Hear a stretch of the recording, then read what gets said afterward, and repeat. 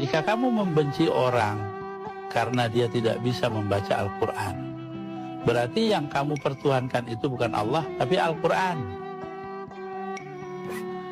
Jika kamu memusuhi orang yang berbeda agama dengan kamu, berarti yang kamu pertuhankan itu bukan Allah, tapi agama. Jika kamu menjauhi orang yang melanggar moral, berarti yang kamu pertuhankan bukan Allah, tapi moral. Pertuhankanlah Allah, bukan yang lainnya. Dan pembuktian bahwa kamu mempertuhankan Allah, kamu harus menerima semua makhluk. Karena begitulah Allah.